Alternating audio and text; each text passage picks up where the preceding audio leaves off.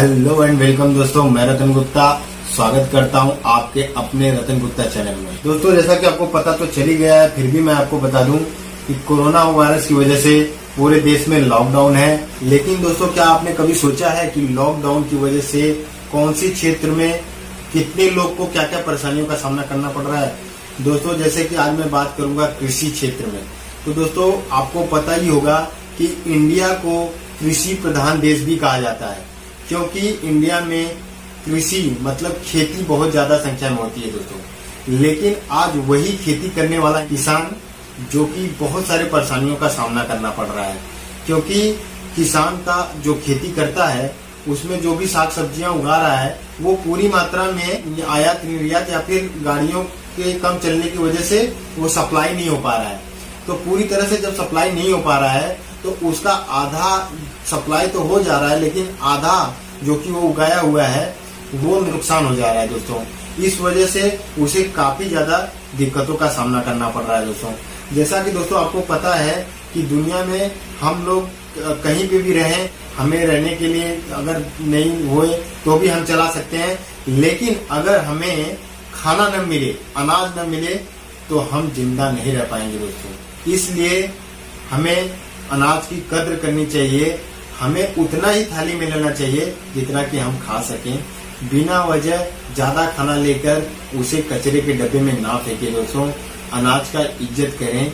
और ये कितनी मुसीबत, कितनी परेशानियों सहने के बाद अनाज उगता है, ये आप एक किसान से पूछिए, उसके दर्द को समझने की कोशिश करिए दोस्तों। उसके बाद दोस्तों आता है सहन संस्था, जैसे कि पुलिसकर्मी दोस्तों, जब से लॉकडाउन लगा हुआ है तब से पुलिस वालों की ड्यूटी बहुत ही ज्यादा हार्ड हो चुकी है दोस्तों।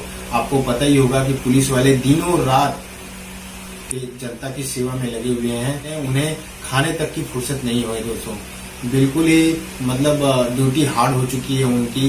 कितने पुलिस वाले तो ऐसे हैं कि जनता की सेवा करते करते, देश की सेवा करते करते उनको खुद को कोरोना हो चुका है और वो एडमिट भी हो चुके हैं दोस्तों। हो सकता है कि कुछ लोग को पुलिस की सख्ती से परेशानी हुई हो, उन्हें बुरा लगा हो, लेकिन उन्हें ऐसा सोचना चाहिए कि पुलिस वाले अपना घर परिवार छोड़कर, अपने बीवी बच्चे छोड़कर, अपने माँ बाप को छोड़कर पूरे 24 घंटा ड्यूटी पे लगे हुए हैं। तो वो किस लिए लगे हुए हैं? आज पूरे देश के लिए, आज हम लोग के लिए, नॉर्मल लोगों को बचाने के लिए, उनको सुरक्षित रखने के लिए वो अपने आप को 24 घंटा तत्पर रखे हुए हैं। तो प्लीज दोस्तों, आप लोग उनकी बातों को समझें, उनके प्रति सहानुभूति रखें और बिना वजह घर से बाहर बिल्कुल न निकलें, ताकि उन्हें कम दिक्कतों का सामना करना पड़े और वो आसानी से अपनी ड्यूटी को निभा सकें। दोस्तों, जैसे ही इंडिया में कोरोना वायरस की संख्या बढ़ना चालू हुआ, वैसे ही पूरे स्कूल और कॉलेजेस सबसे पहले बंद करवा दिए गए दोस्तों। इस वजह से बहुत सारी परेशानियां खड़ी हो गई दोस्तों। जैसे कि जितने भी छोटे बच्चे थे, 8वीं तक के सारे बच्चों को पास करने का निर्देश दिया गया है, उन्हें प्रमोट कर दिया जाएगा और बोर्ड की जितनी भी परीक्षाएं थी उन्हें टाल दिया गया दोस्तों। अब दोस्तों आप समझ सकते हैं कि जितने भी बच्चों ने मेहनत किया होगा, पूरे साल मेहनत करने के बावजूद जब एग्जाम का टाइम आया तो उनका एग्जाम टाल दिया गया दोस्तों। वो उन्हें कितना बुरा लगा होगा ये सुनकर कि उनका एग्जाम टल चुका है। बहुत सारे बच्चे खुश भी हुए होंगे, लेकिन दोस्तों बहुत सारे बच्चे ऐसे भी हैं जो एग्जाम तो दे चुके थे, लेकिन उनका रिजल्ट आने वाला था, लेकिन कोरोना वायरस की वजह से उनका रिजल्ट रोक दिया गया। अब सोचिए दोस्तों उनकी क्या हालत हुई होगी। वो तो यही सोच रहे होंगे कि लॉकडाउन कब हटे और कब उनका रिजल्ट आए। तो दोस्तों अब उनकी पूरे साल भर की मेहनत दांव पर लगी हुई है दोस्तों। तो वो इसलिए परेशान है कि कोरोना वायरस हटे और उनका रिजल्ट आए। तो इस तरह से और बहुत सारे परेशानियां हैं जो कि शिक्षा के क्षेत्र में क्रिएट हो चुकी हैं। और तीसरे नंबर पे दोस्तों मजदूर कामगार आते हैं। दोस्तों आपको पता तो है कि मजदूर लोग जो होते हैं वो छोटे से छोटा या बड़े से बड़ा, जितने भी कंपनियां, फैक्ट्रियां या फिर जितने भी बिल्डर्स हो गए, जितने भी छोटे छोटे वर्कर्स हैं, वो बेचारे बहुत ही ज्यादा मेहनत करते हैं और रोज कमाकर रोज खाने वाले मजदूर हैं। बेचारे लॉकडाउन की वजह से वो बिल्कुल ही उनका कामकाज बंद हो चुका है और वो घर पर हैं। उनके पास पैसे तक नहीं है, अनाज नहीं है। अब वो बिल्कुल ही परेशान हो चुके हैं। वो ये सोच के परेशान है कि वो उनका अगला दिन कैसे निकलेगा। दोस्तों, इसलिए बहुत सारे मजदूर तो यहाँ तक है अपना फैमिली लेकर पैदल चलकर 1000 किलोमीटर अपने गांव घर जाने के लिए ठान लिए। और बहुत सारे वर्कर्स ने, बहुत सारे मजदूरों ने तो पलायन भी कर दिया है। वो पैदल निकल चुके हैं घर से गांव जाने के लिए। दोस्तों, आप सोचिए कि 1000 किलोमीटर वो पैदल कैसे चलेंगे और कितने सारी परेशानियों का सामना करना पड़ेगा उनको। इतना लंबा सफर करेंगे, ये बहुत ही चिंता का विषय है दोस्तों। रात भर कहाँ रुकेंगे, कितना अच्छा है दोस्तों बैंकिंग सेक्टर। दोस्तों, बैंकिंग सेक्टर में भी बहुत सारी दिक्कतों का सामना करना पड़ रहा है लोगों को। बहुत सारे लोग हैं जिनकी एटीएम ब्लॉक हो चुकी है। बहुत सारे लोग हैं जिनको अपना एटीएम का पिन भूल गया है। बहुत सारे लोग हैं जिनकी एटीएम एक्सपायर हो चुकी है दोस्तों। बहुत सारे ऐसे लोग हैं जिनके चेकबुक खत्म हो चुका है। बहुत सारे परेशानियां हैं।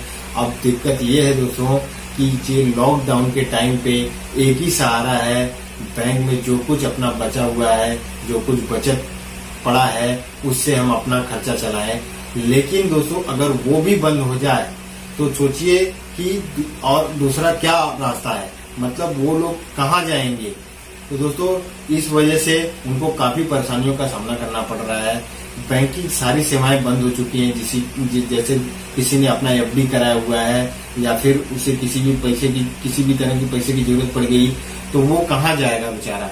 तो इस वजह से बैंकिंग सेक्टर में भी बहुत सारी दिक्कतों का सामने आ रहा है लॉकडाउन की वजह से। उसके बाद दोस्तों, हॉस्पिटल की बात किया जाए तो बहुत सारे लोग ऐसे हैं जिनको सर्दी हो जा रहा है, जुकाम हो रहा है, बुखार हो जा रहा है या फिर कहीं फ्रैक्चर हो जा रहा है। तो सबसे बड़ी बात यह है कि इस टाइम पे हॉस्पिटल जाना बड़ी बात है, क्योंकि सारे साधन बंद हो चुके हैं।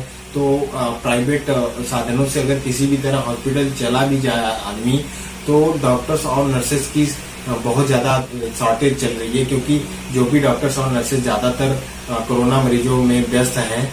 और अगर डॉक्टर अवेलेबल भी है तो लोगों के प्रति एक शंका बैठ गया है मन में कि हॉस्पिटल में जाएंगे तो वहां पे कोरोना की मरीजें रहेंगे पहले से, तो हमें भी कोरोना ना हो जाए, या तो फिर वो हॉस्पिटल जल्दी जाना भी नहीं चाह रहे हैं। तो इस तरीके की बहुत सारी दिक्कतें आ रही हैं दोस्तों। तो दोस्तों, मैं यही कहना चाहूंगा कि इस टाइम पे बिल्कुल भी इस तरह का टेंशन लेने की जरूरत नहीं है। अगर किसी को इस तरह की कोई दिक्कत आ रही है, कुछ किसी भी तरह का तबीयत खराब है या फिर मोच वगैरह दिक्कतें आई हैं, तो बिंदास हॉस्पिटल जाइए, लेकिन आप मास्क और हाथ को सैनिटाइजिंग करते रहिए दोस्तों। और उसके बाद दोस्तों, यातायात है। यातायात के सभी स्रोत को बंद कर दिया गया है दोस्तों, जैसे कि ट्रेन, बसेस और प्लेन, सारी यात्राएं की सुविधा रद्द कर दी गई है। सब कुछ बंद कर दिया गया है दोस्तों। वहीं बहुत सारे लोग को बहुत सारी तकलीफों का सामना करना पड़ रहा है, जैसे कि टूर्स एंड ट्रेवल्स वाले जितने भी लोग हैं वो सब कुछ बंद हो चुका है। ओला, उबेर जैसी बड़ी बड़ी कंपनियां, कितने सारे वर्कर उसमें काम करने वाले हैं और कितने लोग को इसकी वजह से परेशानियों का सामना करना पड़ रहा है। वो अपनी अपनी गाड़ियों को घर पे खड़ा करके घर के अंदर रह रहे हैं, घर के बाहर बिल्कुल नहीं निकल रहे हैं, जिसकी वजह से उन्हें बहुत सारी दिक्कतों का सामना करना पड़ रहा है दोस्तों। कोरोना वायरस की वजह से एक ऐसा सेक्टर भी है जिसको बहुत ज्यादा फायदा पहुंचा है, वो है वातावरण दोस्तों। कोरोना वायरस की वजह से बहुत ही ज्यादा शुद्ध हुआ है, क्योंकि हजारों की संख्या में जब भीड़ बाहर निकलती थी, गाड़ियां, मोटर, प्रदूषण, तो दोस्तों पूरा वातावरण प्रदूषित हो जाता था, पूरा धुआं और धूल मिट्टी से भर जाता था दोस्तों। इस वजह से बहुत सारी दिक्कतें आती थी। लेकिन अब जब लॉकडाउन लग चुका है, कोरोना वायरस की वजह से सब लोग अपने अपने घरों में हैं, तो वातावरण बिल्कुल ही शुद्ध हो चुका है, क्योंकि सारी गाड़ियां, सारे धुएं और धूल मिट्टी नहीं है रोड पे, पूरा खाली पड़ा हुआ है रोड, इसलिए पब्लिक पूरा खाली पड़ा हुआ है, इसलिए पूरा का पूरा वातावरण शुद्ध हो चुका है और ठंडी फ्रेश हवा चलती है और वातावरण भी पूरा शुद्ध हो चुका है। दिल्ली जैसे एरिया में भी दोस्तों बहुत ज्यादा प्रदूषण रहता था, लेकिन अभी सुनने में ये आ रहा है कि प्रदूषण बिल्कुल भी कम हो चुका है वहाँ पे। वहाँ का वातावरण बहुत ही शुद्ध हो चुका है, बहुत ही बढ़िया वातावरण हो चुका है वहाँ का। और एक महत्वपूर्ण बात दोस्तों, अगर आपको ये वीडियो पसंद आए तो लाइक जरूर करिए और अपने जान पहचान वाले दोस्त फ्रेंड को शेयर करना ना भूलें।